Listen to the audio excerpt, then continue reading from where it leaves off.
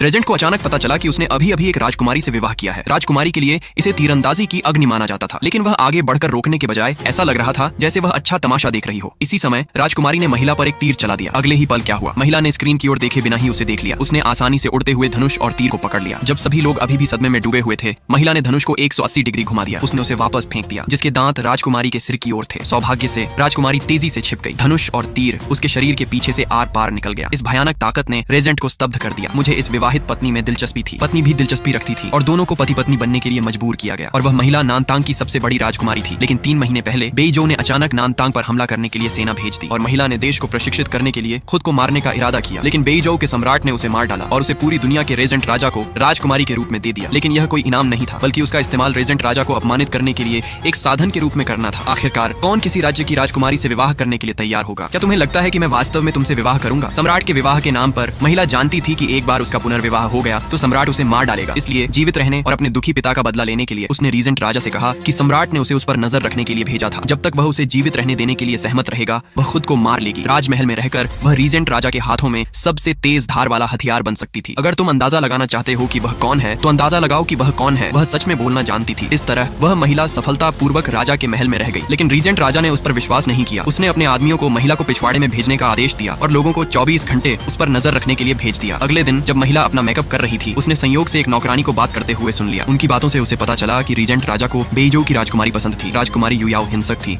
और उसकी युद्ध कला का स्तर बहुत ऊंचा था। अगर उसे पता चला कि राजकुमार ने शादी कर ली है, तो वह नई राजकुमारी को मार डालेगी। अगले ही पल रीजेंट का चचेरा भाई दरवाजे पर आया और महिला से सामने वाले हॉल में राजकुमारी युयाओ से मिलने के लिए कहा। जब महिला सामने वाले हॉल में आई तो राजकुमारी युयाओ ने कुछ नहीं कहा और महिला को निशाना बनाने के बहाने तलवार का इस्तेमाल किया। फिर पहला दृश्य हुआ। रीजेंट महिला की हल्की चाल से अभिभूत हो गया। हालांकि इस समय राजकुमारी युयाओ गुस्से में थी। आखिरकार इतने लंबे समय तक जीने के बावजूद किसी ने भी उसका मजाक उड़ाने की हिम्मत नहीं की थी। इसलिए उसने महिला की त्वचा काटने का आदेश दिया। महिला रीजेंट की तलवार से बाहर निकलने से बिल्कुल नहीं डरी। उसने कहा कि अगर वह खुद को हिलाएगी तो वह रीजेंट के चेहरे पर वार करेगी। अंधेरे में छिपे रीजेंट ने लड़ाई रोक दी। राजकुमारी उसे बुरी तरह सबक सिखाएगी। मैं देखूंगा कि उसे छूने की हिम्मत कौन करता है। राजकुमारी ने कहा कि वह उसे मारने जा रही थी। उसने रीजेंट से उसके लिए न्याय वापस लेने को कहा, लेकिन रीजेंट उसके लिए खड़ा नहीं हुआ। उसने न केवल यह स्वीकार किया कि महिला रीजेंट के महल की एकमात्र उपपत्नी थी, बल्कि उसने उसे राजकुमारी को अपनी इच्छा के अनुसार दंड देने की अनुमति भी दी। राजकुमारी युयाओ एक मेहमान है, लेकिन उसने बिना किसी कारण अपने स्वामी को मार डाला। क्योंकि वह एक राजकुमारी है, उसे दंड देकर रीजेंट के महल में 100 बार वापस भेजो।